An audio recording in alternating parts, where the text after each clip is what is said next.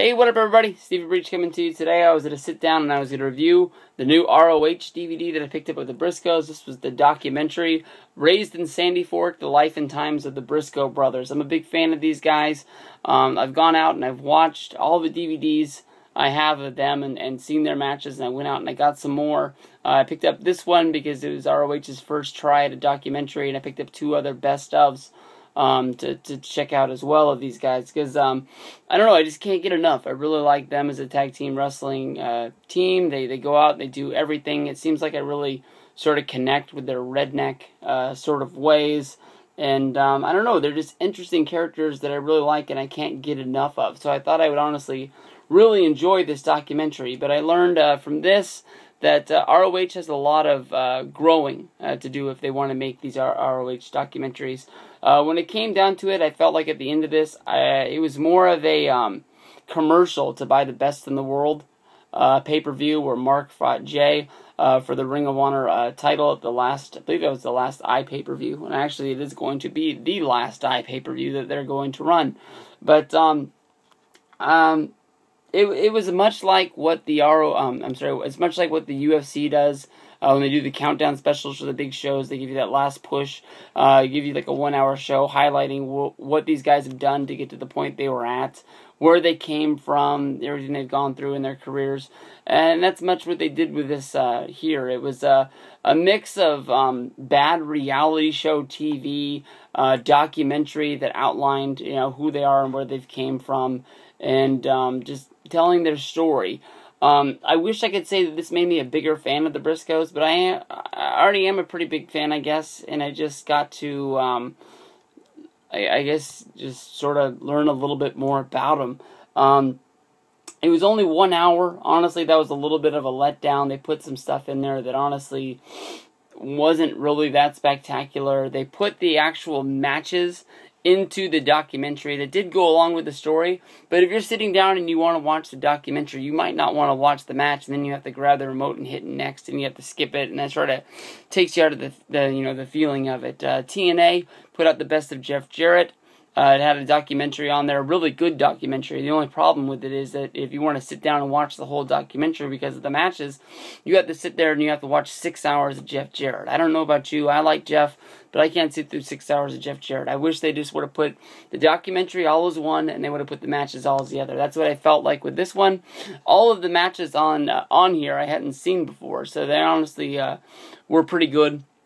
And the matches that they put on there were probably the highlights of the Briscoe brothers, and probably would be easy to put on a single disc greatest hits thing on here. So I thought this was really, really good.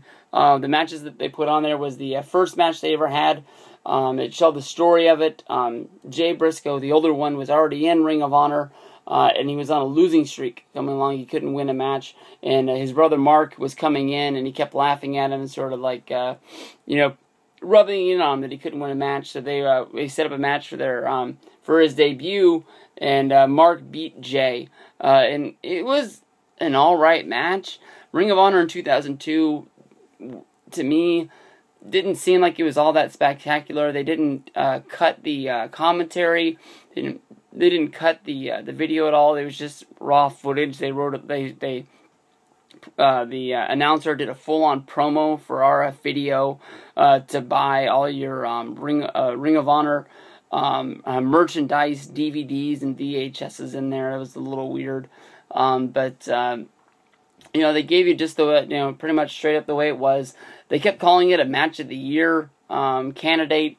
I don't know if Ring of Honor in 2002, that was probably the only match I've ever seen from that year of Ring of Honor, but I don't know if they were not really there where they are now, or what they once were, but I didn't think the match was all that spectacular. But it was pretty cool that the younger brother beat the older brother, and they were really pushing, like Mark was going to become the bigger star of the two.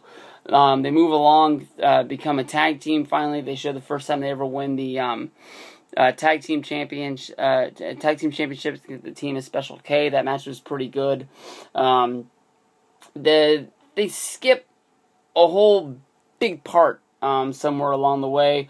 They get all the way from 2003 to 2007. They don't really say what happened to him somewhere along the way. But then again, they only had an hour, like I said. And if Ring of Honor can grow as a company and the Briscoes actually stay there, maybe they'll actually try this again and we'll get something else. But it goes to them probably having the biggest match they've ever had in Ring of Honor, they say, which was the ladder war between them and El Generico and Kevin Steen.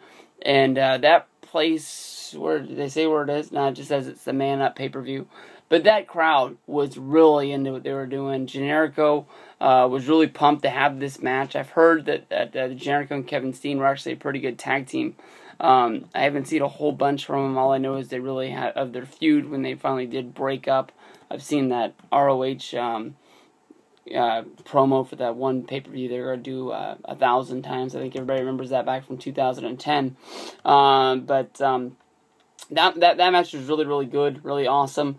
They show that when Papa Briscoe actually came in there, and they tell the story about how he was a wrestling fan, and he was self-trained to do the match between them and the Kings of Wrestling. That match, they showed it in clips, but you go into the bonus features of the DVD, it actually shows it in full there. And then one match that wasn't even advertised on the box itself was them against the Kings of Wrestling. The last time they've won the Tag Team Championships.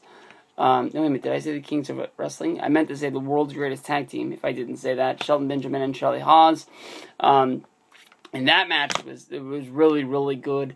They had just done the double switch, well, I guess you can say double turn, where the Briscoes were such bad guys that the crowd started to hate them, and then they turned on the World's Greatest Tag Team, mostly because they just were tired of seeing them as the champions. I remember when they actually won the titles for ROH weekend of WrestleMania 27, that place went crazy. But I think the Love Lost, went pretty fast. People just thought they were, a WWE tag team and didn't want them invading Ring of Honor anymore.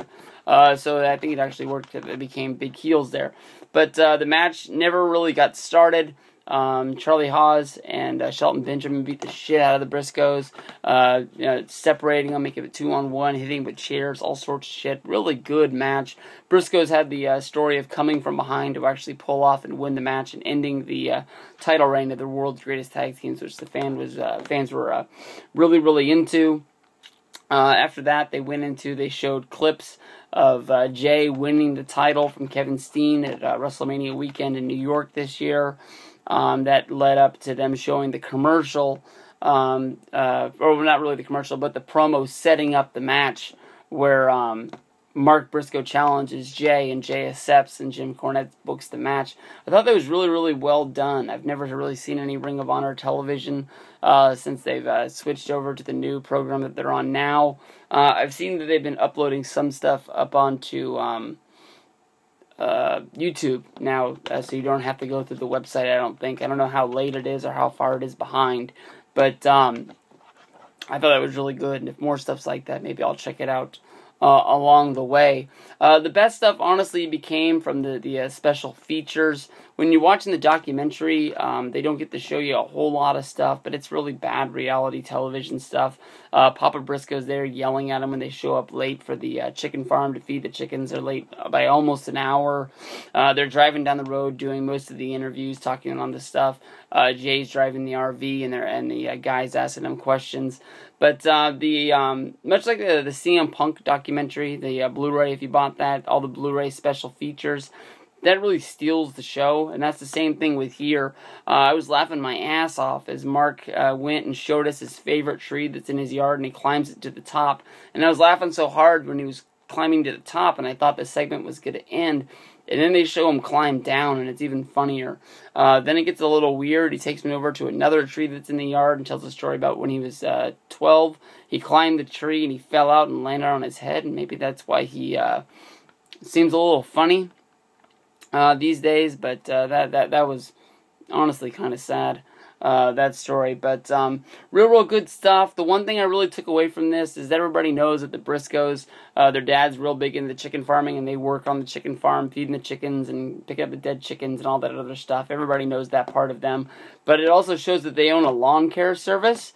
And everybody saw the Nigel McGuinness documentary that came out this year. I think that's going to be easily in most people's top 10 DVDs that were released this year. This one's close. I'm not sure if it's going to make it or not.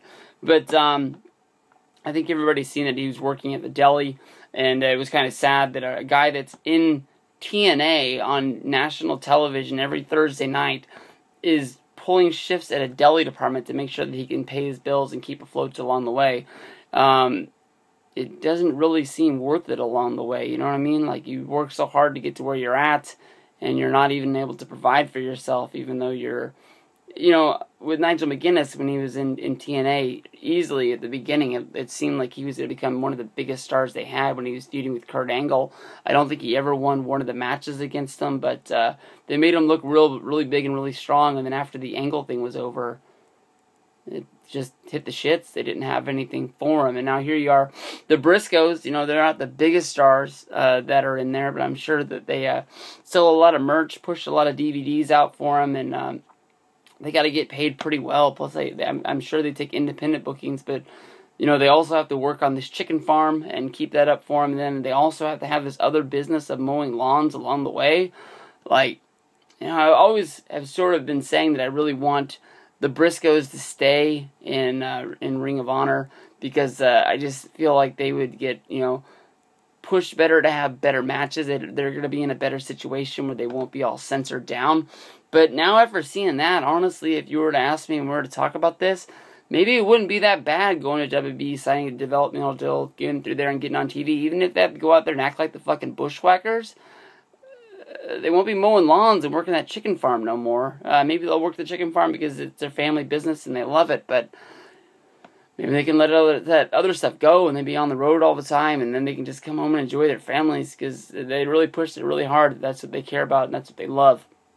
But I'm glad that I bought this. I'm going to tell you that it's not as good as I thought it was going to. Like I said, it didn't make me a bigger Briscoes Brother fan. I didn't honestly learn as much as I wanted to. I got a couple matches that from their best ofs, but I bet they're on the other best ofs. Like, except for that Jay Briscoe versus Mark Briscoe match. I'm sure that their title win against Special K is on there. The Ladder War is on something, and so I bet I have this Final Battle 2010, I'm pretty sure, on actual real DVD. But I would say definitely, let's talk straight. This documentary is probably on YouTube somewhere. They showed it on TV. Somebody had to have recorded it. Somebody will probably rip it off this DVD. One way or another, it's going to end up online. Make sure you watch it. Now, if you want to go buy the special features, which might not be on YouTube somewhere along the way, I think they're the highlight of this DVD, but I wouldn't say they're worth $20. I wouldn't say they're worth 25% off. I'm glad I got it.